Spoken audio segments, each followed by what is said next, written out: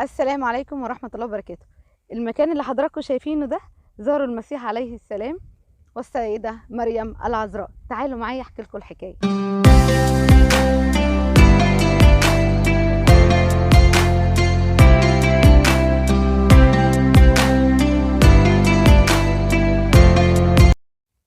في البداية بقى اقول لكم ان احنا في محافظة البحيرة، تحديدا في وادي النطرون. المكان بقى اللي مع حضراتكم الجميل الرائع ده زاروا المسيح عليه السلام والسيدة مريم العذراء. حضراتكم شايفينه ده بيمتاز بحاجتين اتنين، سيبوا حاجة واحدة بس، لكن احنا عندنا هنا حاجتين اتنين في وادي النطرون. ايه هي بقى؟ ان في عندنا سياحة علاجية وسياحة دينية. طب علاجية هنقول علاجية ليه، ودينية هنقول دينية ليه؟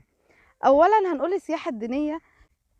يقال ان السيد المسيح كان عطشان، والسيدة مريم العذراء نزلت تبحث عن مية، بس المية دي حادقة قوي او مالحة جدا، فدخلت جوه شوية عند العين اللي حضراتكم شايفينها ديت، واخدت بكف ايديها كده شوية مية، فانفجر الينبوع المية الحلوة دي من وسط المية الحادقة جدا جدا، يعني ملوحتها 8 امثال او 9 امثال البحر بالظبط. عشان كده دي كسياحة دينية. المكان هنا فيه راحة نفسية غريبة جدا جدا جدا. طب وسياحة علاجية ليه؟ عشان المية هنا دي بتشفي من كل الأمراض الجلدية. والبحيرة اللي حضراتكم شايفينها ديت اسمها بحيرة نبع الحمراء أو بحيرة السماء. ليه سميت بحيرة السماء؟ لأن هي فعلا حاجة ربانية كده من عند الله سبحانه وتعالى. بالنسبة ليها بقى إن هي بتشفي من جميع الأمراض الجلدية، وده فعلا حقيقة. هي نبع الحمراء عشان فيها كائن كده اسمه أرتينيا، عامل لونه أحمر كده، فعشان كده سميت نسبة على اسمه، يعني إن هي إيه نبع الحمراء. والقرية دي بردك اسمها نبع الحمراء. عايزة أقول لكم بردك معلومة إن ده المكان الوحيد المترفه للبلد، وبصراحة ينفع ترفيه قوي لأن هو حلو قوي قوي قوي المكان هنا. المنظر بقى زي ما حضراتكم شايفينه هنا، ان البلد دي بتمتاز بزراعة الزيتون، وعامة الموالح كلها بتطلع حاجة رائعة رائعة، يعني رمان، استفندي، برقوق، اي شجر موالح بيزرع هنا بيطلع بصراحة حلوة قوي قوي قوي قوي. تعالوا معانا بقى نقرب من العين ونشوفها. يعني اسمها نبع الحمراء على اسمه اهو. بصوا اهو في ايدي وحضراتكم شايفينه اهو اهو. احاول اقرب لكم كده. بصوا اهي يعني اهو اهي. بيقولوا ان هو وجوده هنا بيشفي من الامراض الجلديه. هي هنا نادره جدا الطحالب ديت، والناحيه التانية متواجده كتير قوي. احنا عايزين نخش جوه. نخش جوه ازاي بقى؟ يعني الميه صعبه قوي بصراحه، يعني مالحه جدا. عايزه اقول لكم ان العين لسه متواجد فيها الميه، يعني هي ما جفتش خالص تماما، بقالها اكتر من 2000 سنه والميه متواجده فيها باستمرار. الينبوع اللي جوه اللي حضراتكم شايفينه ده، نخش ولا ايه الموضوع؟ مش عارفه. بصوا زي ما حضراتكم شايفين كده، عشان تخش جوه بتدوسوا على صخور كده بالمنظر دوت لحد العين. انا دلوقتي اتبهدل بهدله جامده جدا عشان اثبت لكم ان العين ديت الينبوع ده لسه فيه ميه حلوه لحد الان.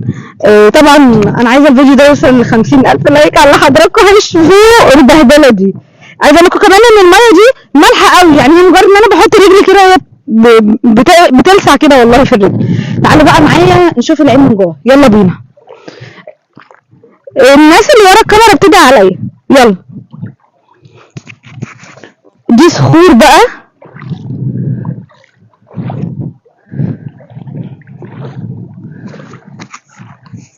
الموضوع صعب قوي. الموضوع حقيقي صعب جدا، واسع قوي. احنا في الشتاء يا جماعه، احنا في الشتاء.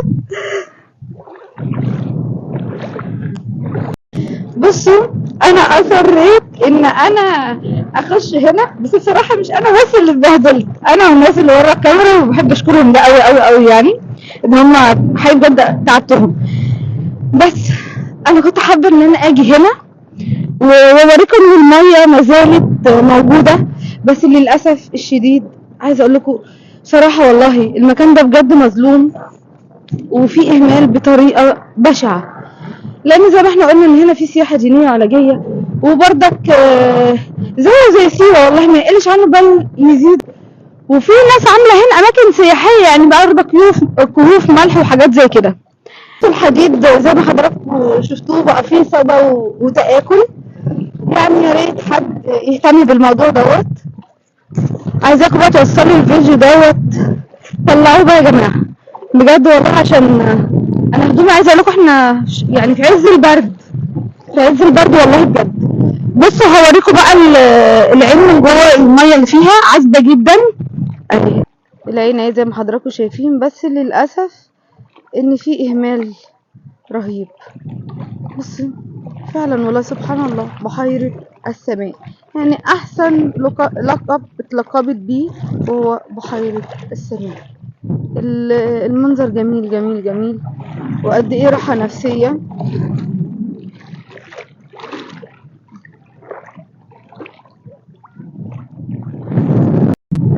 وحقيقي بجد المكان دوت يستاهل بجد ان انتوا تيجوا تشوفوه وتعرفوا بلدكم ايه الحاجات الجميلة اللي فيها.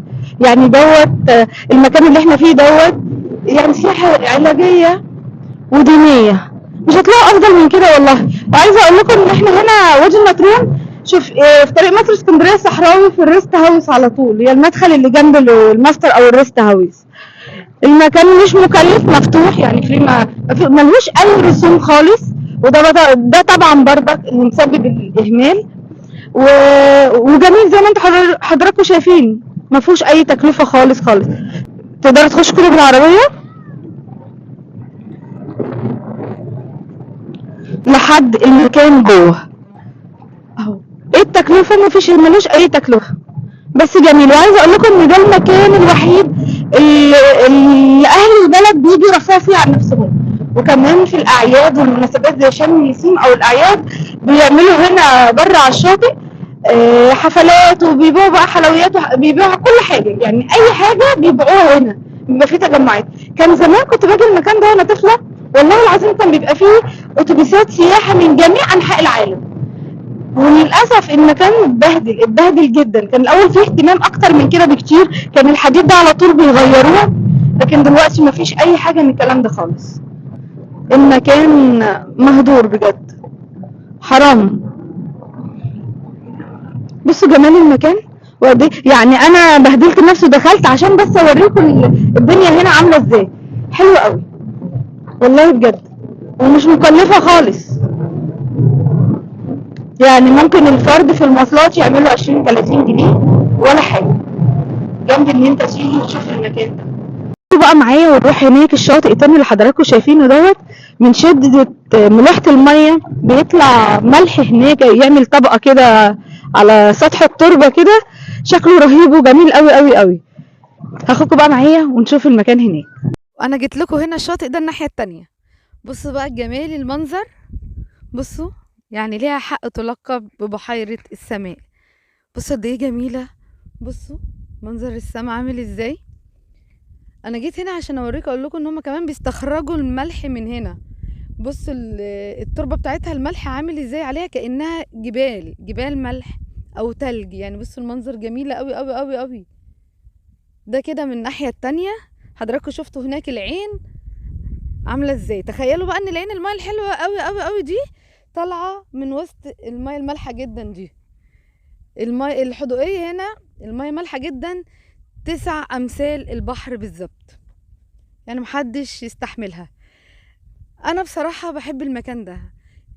سيوة واخدة حقها، المكان ده مجهول خالص، ناس كتير قوي ما تعرفوش، بس انا باجي المكان ده من وانا طفلة مع والدي رحمة الله عليه. بص المية جميلة قوي عاملة ازاي، يعني تحفة والله بجد. الشاطئ ده حلو قوي، يعني الجنب ده حلو قوي، مميز كمان عن الناحية التانية. بس اللي بيميز الشاطئ الناحية التانية العين.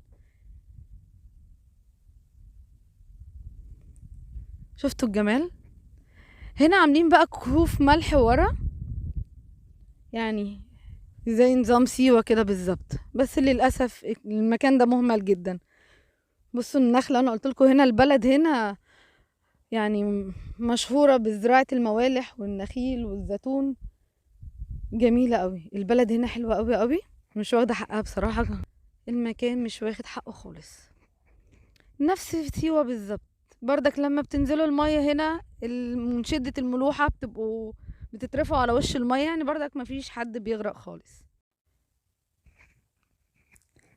ما تنسوش بقى تشتركوا في القناة وتفعلوا الجرس عشان يوصلكوا كل جديد. اشوفكم في مكان تاني، دمتم في امان الله.